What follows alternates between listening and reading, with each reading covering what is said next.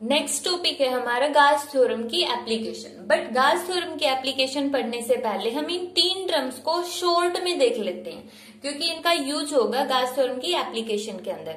तो सबसे first term है linear charge density. Linear charge density को हम रिप्रेजेंट करते हैं इस सिंबल से, और इस सिंबल का नाम है लैम्डा। तो लैम्डा किसके इक्वल होगा? लैम्डा इक्वल टू होगा चार्ज डिवाइड बाय लेंथ। यहां पर हम वो लेंथ लेंगे जिस पर ये ऊपर जो हमने चार्ज लिखा है ये चार्ज डिस्ट्रीब्यूटेड होगा। अगर ऊपर हमने चार्ज माना है स्मॉल क्यू और मान लिया वो एल लेंथ पर डिस्ट्रीब्यूटेड है, तो लैम्डा हो जाएगा क्यू बाई एल। और अगर हम ऊपर चार्ज लेते कैपिटल क्यू जो डिस्ट्रीब्यूटेड है कैपिटल एल के ऊपर, तो लैम्डा हो जाएगा capital Q divide by capital L.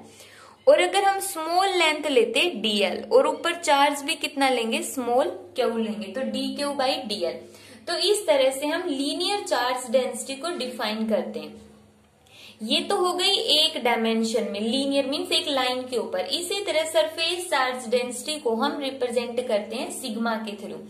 Sigma किसके इक्वल होगा? चार्ज डिवाइड बाई एरिया, क्योंकि सरफेस है, सरफेस का मतलब जिसकी लेंथ भी होगी और ब्रेथ भी होगी। लेंथ और ब्रेथ है तो मीन्स उनका क्या है? एरिया है। तो यहाँ पर इसका फॉर्मूला हो जाएगा, अगर हम चार्ज लेते हैं क्यू और एरिया को लेते हैं ए, या फिर एरिया को हम एस ले सकते हैं, एस। तो डिपेंड करता है जो भी हम कंसीडर करते हैं। हमने एरिया को ए कंसीडर कर लिया, तो सिग्मा किसके इक्वल हो जाएगा? Charge divide by area. इसी तरह वॉल्यूम चार्ज डेंसिटी, ये तो हो गया 1D, एरिया हो गया 2D के अंदर और वॉल्यूम हो गया 3D के अंदर। तो उसको हम रिप्रेजेंट करेंगे रो से। अब रो किसके इक्वल होगा? वही charge divide by volume. Charge को अगर हम कैपिटल क्यू मान रहे और वॉल्यूम को वी मानेंगे, तो रो का फॉर्मूला क्या हो जाएगा? क्यू डिवाइड बाय वी हो जाएगा। यहां से ये याद रखना, ये शॉर्ट में पढ़े हमने, डिटेल में नहीं पढ़ा।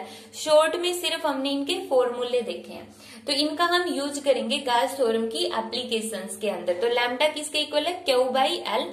सिग्मा है क्यू बाई एरिया और रो है क्यू बाई वॉल्यूम वी। तो गाउस थ्योरम की फर्स्ट एप्लीकेशन है फील्ड ड्यू टू, फील्ड कौन सी है? Electric field. Electric field due to an infinitely long straight, infinite है। इनफाइनाइट मीन्स हमें नहीं पता वो कहां से शुरू होती है और कहां पर फिनिश होती है। बहुत लार्ज लेंथ है, लॉन्ग है मीन्स इनफाइनाइटली लॉन्ग हो गई, और स्ट्रेट हो गई मीन्स बिल्कुल स्ट्रेट है। यूनिफॉर्मली, यूनिफॉर्मली का मतलब जो चार्ज है वो, अगर हम 1 सेंटीमीटर पर एक चार्ज कंसीडर करें तो नेक्स्ट 1 सेंटीमीटर पर भी एक चार्ज होगा, नेक्स्ट 1 पर भी एक चार्ज होगा। तो वो होता है यूनिफॉर्मली, मीन्स एक इक्वली डिस्ट्रीब्यूटेड है। यूनिफॉर्मली मीन इक्वली डिस्ट्रीब्यूटेड है। चार्ज्ड वायर, और इस वायर को हमने चार्ज किया हुआ, ये हो गई वो वायर, यूनिफॉर्मली चार्ज्ड वायर। और इसके ऊपर चार्ज हमने कंसीडर कर लिया प्लस। यहाँ पर हमने मान लिया कि ये जो इनफाइनाइट वायर है, अब देखो इनफाइनाइट वायर को तो हम स्टडी कर नहीं सकते, इसलिए हमने इस वायर का छोटा सा पोर्शन कंसीडर कर लिया, और वो पोर्शन हमने इतना मान लिया, ये वाला पोर्शन कंसीडर कर लिया है। और अब पॉजिटिव चार्ज है, तो पॉजिटिव चार्ज जैसे यहाँ पर हो गए, इस पर ये पॉजिटिव चार्ज यूनिफॉर्मली डिस्ट्रीब्यूटेड है, तो इसकी वजह से इलेक्ट्रिक फील्ड लाइंस यहां पर भी होगी, नीचे की तरफ भी होगी। इसी तरह ये जो लाइन है इसके ऊपर की तरफ भी इलेक्ट्रिक फील्ड लाइंस आ रही है, और इससे नीचे की तरफ भी इलेक्ट्रिक फील्ड लाइंस जा रही है। तो हम ये नहीं बोलेंगे ये एक सिलेंड्रिकल शेप हो गई, जैसे मार्कर की शेप है, उसी तरह इस यूनिफॉर्मली चार्ज्ड वायर की वजह से जो इलेक्ट्रिक फील्ड बनी वो सिलेंड्रिकल शेप की हो गई। तो हमने इसलिए इस छोटी सी वायर का पोर्शन कंसीडर किया, और इस वायर के चारों तरफ हमने एक सिलेंडर मान लिया जिसकी रेडियस है आर और लेंथ है एल। हमने मान लिया कि जो इस सिलेंडर की एक्सिस है वो वायर ही है जो यूनिफॉर्मली चार्ज्ड हमने कंसीडर किया, वो इस सिलेंडर की एक्सिस है। अब इस छोटे से वायर के पोर्शन की वजह से हमने इलेक्ट्रिक फील्ड निकालनी है, और फिर हम उसका इंटीग्रेशन कर देंगे तो इनफाइनाइट लॉन्ग वायर की वजह से हमें इलेक्ट्रिक फील्ड मिल जाएगी। तो अब हमें इसकी वजह से इलेक्ट्रिक फील्ड निकालनी है। तो सबसे पहले हम इसका एरिया वेक्टर ड्रॉ कर लेते हैं। जो ये वाला सरफेस होगा उसका एरिया वेक्टर होगा परपेंडिकुलर एंड आउटवर्ड, इस डायरेक्शन में होगा। इस वाले सरफेस का area vector perpendicular and outward इस डायरेक्शन में हो गया। ये हमने प्रीवियस लेक्चर में पढ़ लिया है कि एरिया वेक्टर होता क्या है।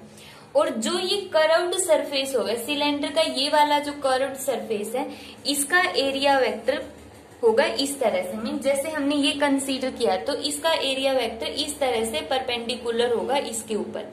चाहे हम कोई भी डायरेक्शन ले, ये हमेशा सरफेस पर क्या रहेगा, परपेंडिकुलर रहेगा। तो ये होगा। अब इलेक्ट्रिक फील्ड की डायरेक्शन क्या होगी, ये तो हमने एरिया वेक्टर की डायरेक्शन देख ली। इलेक्ट्रिक फील्ड की डायरेक्शन पॉजिटिव है तो इलेक्ट्रिक फील्ड की डायरेक्शन हमेशा ही क्या रहेगी, आउटवर्ड डायरेक्शन में रहेगी। तो हमने यहाँ पे कंसीडर कर लिया ये छोटा सा एरिया, मान लिया कंप्लीट एरिया इसका एस है, तो यहाँ पर हमने ये स्मॉल एरिया ds कंसीडर किया और ये होगा ds वेक्टर, जिसको हम यूनिट वेक्टर n से रिप्रेजेंट कर देते हैं। अब इन दोनों की वजह से जो यहाँ पर है इसमें भी इलेक्ट्रिक फील्ड की डायरेक्शन ऊपर की तरफ होगी और यहाँ पर भी इलेक्ट्रिक फील्ड की डायरेक्शन ऊपर की तरफ होगी। तो इसको हम मान लेते हैं फर्स्ट, ये हो गया सेकंड एरिया और ये हो गया थर्ड एरिया। तो जब हम फर्स्ट और थर्ड की वजह से इलेक्ट्रिक फील्ड में कंट्रीब्यूशन देखते हैं, इलेक्ट्रिक फील्ड का फॉर्मूला क्या होता है, EDS कोस ऑफ थीटा। ये हम अभी वैसे देख रहे हैं थीटा। अगर मैं फर्स्ट सरफेस के लिए कंसीडर करती हूँ, फर्स्ट सरफेस के लिए क्या होगा, EDS कोस ऑफ थीटा कितना होगा, इलेक्ट्रिक फील्ड ऊपर की तरफ जा रही है और एरिया वेक्टर इस तरह से, तो एरिया वेक्टर की डायरेक्शन हो गई ये वाली और इलेक्ट्रिक फील्ड की ऊपर की तरफ। तो एंगल कितना हो गया 90, कोस 90 कितना हो गया 0। तो फर्स्ट सरफेस जो ये वाला सरफेस है ये टोटल इलेक्ट्रिक फील्ड में कुछ भी कंट्रीब्यूशन नहीं करता है। तो ना तो फर्स्ट सरफेस की वजह से इलेक्ट्रिक फील्ड में कंट्रीब्यूशन होगा और ना ही थर्ड सरफेस की वजह से इलेक्ट्रिक फील्ड में कंट्रीब्यूशन होगा, क्योंकि दोनों के केस में एंगल कितना है 90 डिग्री, इसलिए पूरा फैक्टर हो जाता है 0। तो कंट्रीब्यूशन कौन दे रहा है, इस सिलेंडर का सिर्फ ये जो कर्व्ड सरफेस है ये टोटल इलेक्ट्रिक फील्ड निकालने में कंट्रीब्यूट कर रहा है। कि जो ये वायर हमने ली है, इस वायर की वजह से टोटल इलेक्ट्रिक फील्ड इतने एरिया में कितनी होगी, तो उसमें कंट्रीब्यूट सिर्फ इस सेकंड सरफेस ने किया। और सेकंड सरफेस ये पूरा का पूरा कर्व्ड सरफेस हमने कंसीडर किया। तो कंट्रीब्यूशन देखते कि सेकंड सरफेस ने कितना दिया है। तो यहाँ पर हम लिखेंगे contribution of curved surface of cylinder in flux. Flux बोलो या इलेक्ट्रिक फील्ड, कितना होगा कंट्रीब्यूशन एस सरफेस की वजह से E डॉट ds वेक्टर। तो यहाँ पे हम सॉल्व करेंगे S ds वेक्टर की जगह, या तो हम इसको इस तरह से सॉल्व करेंगे, ds वेक्टर की जगह n कैप रखेंगे, ds रखेंगे और फिर एंगल बता देंगे। कि जैसे हम मान लेते हैं यहाँ पे हमने रख दिया डॉट n ds और फिर हम इसको फर्दर सॉल्व करेंगे। S क्या होगा, सॉल्व कर दो इसको डॉट प्रोडक्ट को, E n का magnitude 1 ds cos of angle किस किस के बीच में होगा, E वेक्टर और n कैप के बीच में। E वेक्टर की डायरेक्शन ऊपर की तरफ और n कैप की डायरेक्शन भी ऊपर की तरफ। तो एंगल कितना हो गया 0 डिग्री हो गया। तो यहां से आ गया हमारे पास EDS। E कॉमन है बाहर ले लो, अंदर क्या बच गया ds। E कांस्टेंट है तो बाहर लिया, ds अंदर। अब ds कितना होगा इस केस में, इस केस में ds का ये वाला कर्व्ड सरफेस का एरिया, सिलेंडर का कर्व्ड सरफेस का एरिया कितना होता है 2 पाई r l। तो ये आ गया हमारे पास E डॉट ds की वैल्यू। और ये किसके इक्वल है, integration of E dot ds vector के इक्वल। और ये वाली टर्म किसके इक्वल होती है, गाउस थ्योरम के अकॉर्डिंग फ्लक्स फाई E। तो यहां से फाई E का फॉर्मूला आ गया E 2 पाई r l। अब गाउस थ्योरम के अकॉर्डिंग हमें पता है कि ये टर्म किसके इक्वल होगी, गाउस थ्योरम क्या बोलती है, flux is equal to Q by epsilon naught. तो यहां से ये आ गया। हमने कंसीडर किया कि जो चार्ज डिस्ट्रीब्यूटेड है वो कितना है, Q है। तो यहां से E की वैल्यू कितनी आ गई, E इज इक्वल टू आ गई Q by 2 pi R L epsilon not. एक तो फॉर्मूला बन गया ये। फिर हम लीनियर चार्ज डेंसिटी की टर्म में निकालते, लैम्डा किसके इक्वल होता है, Q बाई L। यहां से Q का फॉर्मूला क्या आ गया, लैम्डा क्यों इंट्रोड्यूस करवाया है, लीनियर चार्ज डेंसिटी के लिए। जब एक लाइन पर चार्ज डिस्ट्रीब्यूटेड होता है तो वहां पे हम लीनियर चार्ज डेंसिटी को इंक्लूड करते हैं। तो Q किसके इक्वल आ गया, लैम्डा ए। तो E किसके इक्वल आ गया, Q की जगह पुट करो लैम्डा L, लैम्डा L आएगा यहाँ पे 2 पाई R L epsilon not. Lambda L से L कैंसिल, तो E की वैल्यू आ गई lambda divide by 2 pi L epsilon not. ये आ गई इलेक्ट्रिक फील्ड की वैल्यू। ये इलेक्ट्रिक फील्ड की वैल्यू कहां पर आती है, यूनिफॉर्मली चार्ज्ड डिस्ट्रीब्यूटेड वायर की वजह से, कि एक जो वायर है वो इनफाइनाइट है, इनफाइनाइट मीन्स बहुत लंबी वायर है, तो उसकी वजह से टोटल इलेक्ट्रिक फील्ड कितनी हो गई यहां पर हम निकाल लेंगे। अब यहां पर हमने लैम्डा इसलिए लिया है ताकि हम कितनी लेंथ होगी वो तो इनफाइनाइट है, हम नहीं बता सकते कि टोटल लेंथ कितनी है, बहुत लार्ज है। तो यहाँ पर हम लैम्डा और स्मॉल एल को इंट्रोड्यूस कर लेंगे कि लैम्डा क्या है, उसकी linear charge density particular length में कितना चार्ज होगा। तो इसके थ्रू हम इलेक्ट्रिक फील्ड को निकाल सकते हैं। इसकी नेक्स्ट एप्लीकेशन है electric field intensity due to a thin. Thin का मतलब क्या होगा, बिल्कुल पतली हो गई। पतली का मतलब क्या होगा कि जैसे ये हमने लिया, ये क्या है, थिन है, बिल्कुल थिन है। और एक अगर इसकी बजाय हम इस तरह से ले तो ये क्या हो जाती है, थिक हो जाती है, मोटी है। तो यहाँ पर जो हमने ये सीट कंसीडर की है वो बिल्कुल थिन है। इनफाइनाइट डॉटेड लाइन का मतलब इनफाइनाइट है। जैसे ये पेज है, यहाँ पर तो इसकी लेंथ हमने फिक्स कंसीडर की कि यहाँ से शुरू होता है और यहाँ पर ये खत्म होगा। बट ये डॉटेड का मतलब ये आगे की तरफ बढ़े जा रहे हैं, इस तरह से आगे बहुत लंबा, और इसी तरह यहाँ से भी ये बहुत लंबा है। तो ये डॉटेड लाइन से हमने इनफाइनाइट लेंथ को शो किया है। सीट लिया मीन्स एक पेपर की फॉर्म में लिया है चार्ज। मान लिया इसके ऊपर हमने क्या चार्ज कंसीडर किया है, पॉजिटिव।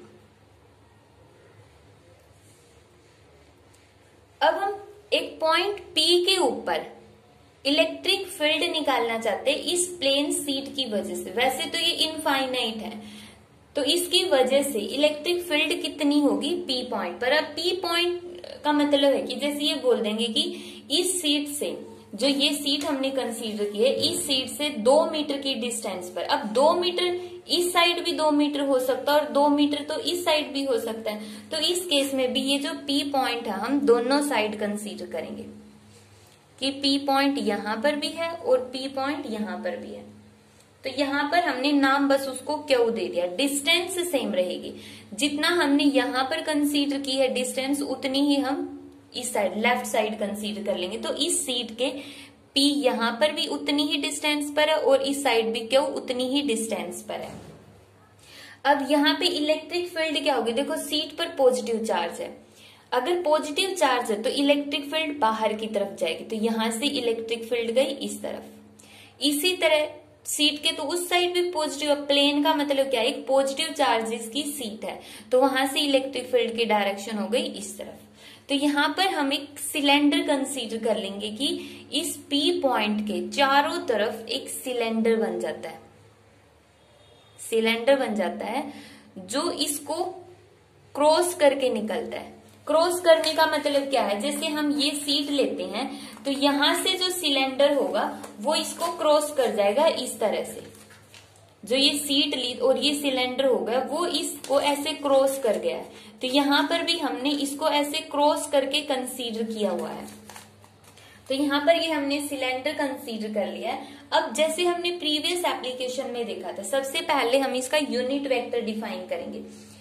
इलेक्ट्रिक फील्ड की डायरेक्शन फिक्स है, इलेक्ट्रिक फील्ड की डायरेक्शन होगी ये वाली। इसका एरिया वेक्टर होगा n कैप।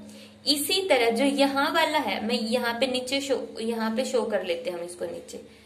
जो एरिया वेक्टर है वो बाहर की तरफ ही जाएगा, तो n कैप। और इलेक्ट्रिक फील्ड की डायरेक्शन भी कहां पर है, बाहर की तरफ है।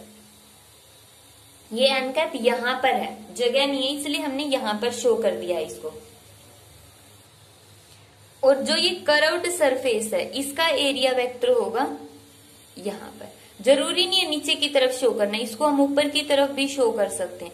इसको हम ऐसे जैसे मार्कर रखा हुआ है ना परपेंडिकुलर, ऐसे भी शो कर सकते हैं और डाउनवर्ड में भी शो कर सकते हैं, हमारी मर्जी है। और हमने P की डिस्टेंस कंसीडर की है इस सीट से R। इसी तरह Q की डिस्टेंस भी कितनी हो जाएगी, R ही हो जाएगी सीट से। अब यहाँ पे भी जो फ्लक्स होगा वो 3 तरह से डिफाइन किया जाएगा। एक तो ये वाला एरिया, इसको हम मान लेते हैं फर्स्ट, और एक ये वाला एरिया, इसको हमने मान लिया सेकंड, और थर्ड एरिया होगा इसका यही वाला, जो इसका कर्व्ड एरिया हमने कंसीडर किया, थर्ड हो गया वो वाला एरिया। अब किसकी वजह से कंट्रीब्यूशन 0 होगा, यहाँ पे तो क्या है, अगर हम रफली करके देख रहे हैं, रफली में EDS cos of theta first के लिए कंसीडर करो। फर्स्ट के लिए थीटा कितना होगा, इलेक्ट्रिक फील्ड की डायरेक्शन और एरिया वेक्टर दोनों की डायरेक्शन क्या है, सेम है, दोनों सेम डायरेक्शन में, तो कोस 0। तो यहाँ पे तो कितना आ गया EDS, तो मतलब फर्स्ट कंट्रीब्यूट कर रहा है। इसी तरह सेकंड लेंगे तो सेकंड में भी इलेक्ट्रिक फील्ड की डायरेक्शन ये वाली और एरिया वेक्टर की डायरेक्शन ये वाली, दोनों सेम डायरेक्शन में, एंगल 0, तो दूसरे की वजह से भी कंट्रीब्यूशन हो गया EDS। थर्ड की वजह से कंट्रीब्यूशन, थर्ड है ये कर्व्ड एरिया, इलेक्ट्रिक फील्ड की डायरेक्शन है ये वाली, इलेक्ट्रिक फील्ड पॉजिटिव की वजह से बाहर की तरफ जा रही है, और एरिया वेक्टर है इस तरह से, तो एंगल कितने का हो गया 90 डिग्री का। तो थर्ड की वजह से कोस ऑफ 90 और कोस 90 0, तो यहां से आ गया 0। तो थर्ड पोर्शन की वजह से कोई कंट्रीब्यूशन नहीं होगा। मतलब जो प्लेन सीट लेते हैं, प्लेन सीट के अंदर अगर हम एक P पॉइंट लेते हैं तो उसके इस कंपोनेंट की वजह से जो ये प्लेन सीट हो गई, और यहाँ पर हमने P पॉइंट पर और Q पर इलेक्ट्रिक फील्ड निकालनी है, तो ये जो सिलेंडर हमने कंसीडर किया, सिलेंडर का मतलब यहाँ पे ये नहीं कि एक्चुअल में सिलेंडर लिया, सिलेंडर का मतलब है कि ये जो सीट हमने ली है इसमें से जो इलेक्ट्रिक फील्ड लाइन तो यहाँ से भी निकल रही है, यहाँ से भी निकल रही है, यहाँ से भी निकल रही है, लेकिन हमने इलेक्ट्रिक फील्ड लाइन इस एरिया की कंसीडर की है, ये वाली इलेक्ट्रिक फील्ड लाइन। जितना इस सिलेंडर का एरिया है उतनी ही इलेक्ट्रिक फील्ड लाइन हमने कंसीडर की है, दूसरी इलेक्ट्रिक फील्ड लाइंस को हमने छोड़ दिया है। तो इस एरिया में से जो ये इलेक्ट्रिक फील्ड लाइंस गई है, तो इसके कर्व्ड सरफेस ने कोई कंट्रीब्यूशन नहीं दिया है। अब हम इसको सोल्व करते हैं। तो इलेक्ट्रिक फ्लक्स फर्स्ट और सेकंड एज की वजह से अभी हमने निकाला था, कितना हो गया EDS प्लस EDS, और उसको हम कितना मान लेंगे ट्वाइस ऑफ EDS, और कर्व्ड की वजह से हो गया था 0। तो यहाँ पर हम क्या लेंगे, अकॉर्डिंग टू गास लॉ, अकॉर्डिंग टू गास लॉ, गास थ्योरम या गास लॉ के अकॉर्डिंग फाई E किसके इक्वल आ गया, टोटल इलेक्ट्रिक फ्लक्स, इन दोनों का टोटल इलेक्ट्रिक फ्लक्स, दोनों ये वाला एरिया और इस एरिया की वजह से टोटल इलेक्ट्रिक फ्लक्स कितना बना है, ट्वाइस ऑफ EDS। थर्ड की वजह से 0 था, इसलिए हमने यहाँ पे प्लस में नहीं लिखा कुछ भी। गास थ्योरम के अकॉर्डिंग ये किसके इक्वल होगा, Q/ε0। अब यहां से इसका हम क्या करेंगे, 2 वे से कर सकते, या तो इंटीग्रेशन कर दो तब फ्लक्स निकल जाएगा, और अगर इंटीग्रेशन नहीं करना तो इसको एज इट इज छोड़ लो, 2EDS इज इक्वल टू ε0। ये क्या है, एक सीट है जिसका एरिया है, तो यहाँ पे कौन रोल प्ले करेगा, सरफेस चार्ज डेंसिटी, जो किसके इक्वल होती है, सिग्मा के इक्वल। सिग्मा हम क्या लेते हैं, ऊपर चार्ज डिवाइड बाई एरिया। अब की बार जो ये एरिया हमने कंसीडर किया वो DS एरिया में, की जो ये Q चार्ज हमने मानना है वो DS एरिया में ही कंसीडर किया है, कि जो इसका ये सीट का एरिया हमने लिया, इतना एरिया, इस इतने एरिया की वजह से यहाँ पर और यहाँ पर जो इलेक्ट्रिक फील्ड होगी, इस एरिया को हमने मान लिया DS, और इस एरिया में चार्ज को हमने मान लिया स्मॉल Q। तो यहाँ से Q को हम क्या कर देंगे, सिग्मा DS। तो सिग्मा की जगह Q की जगह पुट करेंगे सिग्मा DS, दोनों साइड DS से DS कैंसल, तो इलेक्ट्रिक फील्ड बन गई σ/2ε0। अब इंटीग्रेशन करने की जरूरत ही नहीं रही, यहाँ पर हमने इस एरिया को ही कितना कंसीडर कर लिया है कि ये एरिया DS है और इसमें Q चार्ज प्रेजेंट है। टोटल सीट पर चार्ज हमने कैपिटल क्यू कंसीडर कर लिया। तो ये हो गया इलेक्ट्रिक फील्ड का फॉर्मूला, जो किसके इक्वल आ गया, सिग्मा बाई 2 एप्सिलॉन नॉट। यहाँ पर ये याद रखना है, अगर चार्ज हम पॉजिटिव ले रहे हैं तो सिग्मा ग्रेटर देन 0 होगा और इलेक्ट्रिक फील्ड आउटवर्ड होगी, आउटवर्ड। और अगर हम चार्ज को नेगेटिव ले रहे हैं तो सिग्मा लेस देन 0 होगा और इलेक्ट्रिक फील्ड होगी इनवर्ड, अंदर की तरफ इलेक्ट्रिक फील्ड जाएगी। तो सिग्मा ग्रेटर देन 0 मतलब कि इलेक्ट्रिक फील्ड आउटवर्ड और सिग्मा लेस देन 0 मतलब इलेक्ट्रिक फील्ड इनवर्ड होगी। और ये रिजल्ट याद भी रखने हैं सारी की सारी एप्लीकेशंस के। तो ये तो था थिन सीट के लिए।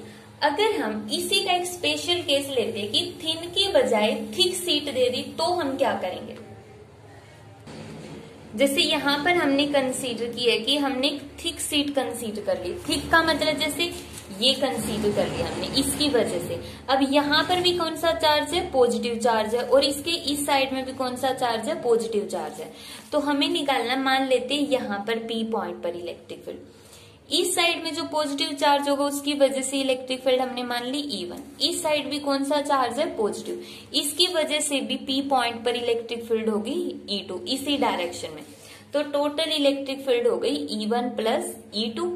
E1 यहां पर हम मतलब ये मान रहे कि जो ये थिक सीट है, दो थिन सीट से मिलकर बनी है, एक सीट इस साइड है और एक सीट उसके उस साइड, और दोनों ने ही E1 और E2 कंट्रीब्यूशन दिया। तो sigma by 2 epsilon not, sigma by 2 epsilon not, दोनों को ऐड कर दिया तो आ गया सिग्मा बाई एप्सिलॉन नॉट। तो इलेक्ट्रिक फील्ड एक जो पतली है ना थिन सीट, थिन की वजह से तो आती है सिग्मा बाई 2 एप्सिलॉन नॉट। और अगर वो थिक सीट आ जाती, थिक का मतलब वो दो थिन सीट से मिलकर बनी हुई है, तो उसकी वजह से इलेक्ट्रिक फील्ड आ गई सिग्मा बाई एप्सिलॉन नॉट। तो ये दोनों में डिफरेंस है। नेक्स्ट एप्लीकेशन है electric field intensity due to two thin infinite parallel sheets of charges. यहां पर हमने दो इनफाइनाइट सीट ली है और उनको ऐसे पैरेलल में प्लेस कर दिया, बिल्कुल पैरेलल में रखी हुई है। तो इसकी वजह से इलेक्ट्रिक फील्ड इंटेंसिटी कितनी होगी। अब क्वेश्चन ये राइज होता है कहां पर कितनी होगी। यहाँ पे तो 3 स्पेस है, फर्स्ट स्पेस, सेकंड स्पेस और थर्ड स्पेस। तीनों स्पेस के अंदर इलेक्ट्रिक फील्ड इंटेंसिटी होगी। इस पर मान लिया पॉजिटिव चार्ज है, दोनों पर है, दोनों पर हमने चार्ज कंसीडर किया है पॉजिटिव। इस पे मानना हमने सिग्मा 1 और इस पर हमने मान लिया सिग्मा 2, इनकी सरफेस चार्ज डेंसिटी है। तो सबसे पहले हम निकालते हैं इन रीजन फर्स्ट रीजन के अंदर कितनी होगी इलेक्ट्रिक फील्ड। मान लिया इस पॉइंट पर हम निकालना चाहते हैं, तो पॉजिटिव है तो यहाँ पे जो इलेक्ट्रिक फील्ड होगी 2 की वजह से होगी, फर्स्ट वाली सीट की वजह से भी और सेकंड सीट की वजह से भी इलेक्ट्रिक फील्ड होगी। अब यहाँ पे डायरेक्शन कौन सी होगी, अगर हम इस पॉइंट पर ले तो पॉजिटिव यहां पर है, पॉजिटिव की वजह से इलेक्ट्रिक फील्ड बाहर की तरफ, तो इस तरह से होगी। मान लिया ये सेकंड सीट है हमारी, सिग्मा 2 है तो सेकंड सीट, और सिग्मा 1 की वजह से भी इलेक्ट्रिक फील्ड बाहर की तरफ ही होगी E1। इस पर पॉजिटिव, अब सीट के इस साइड भी पॉजिटिव है तो इलेक्ट्रिक फील्ड की डायरेक्शन इस तरफ होगी, बाहर की तरफ E1, और इसकी वजह से भी इलेक्ट्रिक फील्ड बाहर की तरफ E2। अब रह गया यहां पर इस पॉइंट पर, ये इस सीट के राइट साइड में है तो इसकी वजह से इलेक्ट्रिक फील्ड होगी इस डायरेक्शन में E1, लेकिन इसकी वजह से लेफ्ट साइड में पड़ता तो इलेक्ट्रिक फील्ड की डायरेक्शन होगी इस पर इस तरफ E2। अब हम अपनी कन्वीनियंस के लिए मान लेते कि जो इलेक्ट्रिक फील्ड लेफ्ट में जाती है वो होगी नेगेटिव और जो इलेक्ट्रिक फील्ड राइट में जाती है वो होगी पॉजिटिव। उल्टा भी ले सकते हैं बट यहाँ पर हमने यही मानना है कि लेफ्ट में गई तो नेगेटिव। तो फर्स्ट रीजन में टोटल इलेक्ट्रिक फील्ड होगी -E1 और -E2। थिन पैरेलल सीट की वजह से इलेक्ट्रिक फील्ड का फॉर्मूला हम पढ़ चुके हैं, sigma 1 divide by 2 epsilon not. Sigma by 2 epsilon not था तो यहाँ पे फर्स्ट है तो सिग्मा 1, इसी तरह sigma 2 divide by 2 epsilon not. इसी तरह हम रीजन सेकंड के अंदर निकालेंगे। सेकंड रीजन में, सेकंड रीजन ये हो गया, इलेक्ट्रिक फील्ड होगी E1 राइट में जा रही है, राइट के लिए पॉजिटिव, और E2 लेफ्ट में जा रही है तो नेगेटिव। तो E का फॉर्मूला कितना आ गया, sigma 1 2 epsilon not minus sigma 2 divide by 2 epsilon not. इसी तरह हम निकालेंगे रीजन थर्ड के अंदर। थर्ड रीजन ये वाला, इसमें इलेक्ट्रिक फील्ड होगी, दोनों इलेक्ट्रिक फील्ड कहां पर जा रही है, राइट में, और राइट की इलेक्ट्रिक फील्ड को हमने माना है पॉजिटिव, तो ये होगी E1 प्लस E2। E1 की वैल्यू होगी sigma 1 divide by 2 epsilon not, और ये होगी सिग्मा 2 बाई 2 एप्सिलॉन नॉट। दोनों ही क्या हो गई, पॉजिटिव हो गई। तो इस तरह से हम इलेक्ट्रिक फील्ड निकाल सकते हैं डिफरेंट डिफरेंट रीजन में। तो ये टॉपिक कंप्लीट होता। बट अब यहाँ पे कुछ स्पेशल केसेस हैं। स्पेशल केसेस के अंदर इन्होंने मान लिया कि जो सिग्मा 1 है अगर सिग्मा 2 के इक्वल हो जाए तो क्या होगा। सिग्मा 1 और सिग्मा 2 इक्वल है, मान लिया दोनों की ही वैल्यू सिग्मा, दोनों पर सेम चार्ज है, दोनों का एरिया भी सेम है, तो सिग्मा 1 किसके इक्वल हो गया, सिग्मा 2 के इक्वल हो गया। तो यहाँ पर देखो दोनों अगर इक्वल हैं तो यहाँ पे 1 और 2 दोनों इक्वल होंगे। जब हम एलसीएम लेके सोल्व करेंगे तो कितना आएगा, अगर सिग्मा 1 सिग्मा 2 के इक्वल हो गया तो minus sigma by epsilon not, और यहाँ पर कितना आ जाएगा, ये स्पेशल केस का ओनली। सेकेंड रीजन में इलेक्ट्रिक फील्ड कितनी आ जाएगी, अगर दोनों इक्वल हैं, सिग्मा 1 इक्वल टू है सिग्मा 2 के, तो कैंसिल होके 0। इसी तरह थर्ड रीजन के अंदर इलेक्ट्रिक फील्ड कितनी आ जाएगी, थर्ड रीजन के अंदर कितनी होगी, सिग्मा 1 सिग्मा 2 सिग्मा के इक्वल है, तो यहाँ पे सोल्व करोगे तो आएगा सिग्मा बाई एप्सिलॉन नॉट। तो ये स्पेशल केसेस आते हैं। दूसरा स्पेशल केस ये बोल देते हैं कि अगर सिग्मा 1 तो है सिग्मा के इक्वल, सिग्मा 2 है माइनस सिग्मा के इक्वल, तो यहाँ पर हम सिग्मा 1 की जगह तो प्लस सिग्मा पुट कर देंगे, तो यहाँ पे माइनस तो पहले से ही है E1 का सिग्मा, और उसकी जगह हमने सिग्मा ही पुट किया, माइनस एज इट इज। फिर E2 में सिग्मा है और सिग्मा 2 की जगह माइनस आएगा, तो एक और माइनस आके प्लस हो जाएगा। तो इस टाइम पे देखो ये दोनों आपस में कैंसिल होके कितना आ जाएगा, 0 आ जाएगा। तो ये स्पेशल केसेस है, इनको खुद कर लेना। तो ये थी जो गाउस थ्योरम है और उसकी एप्लीकेशंस, 3 एप्लीकेशन हमने पढ़ी। इसकी एक एप्लीकेशन और होती है स्फेरिकल शेप में, बट वो अब की बार सिलेबस में इंक्लूड नहीं है।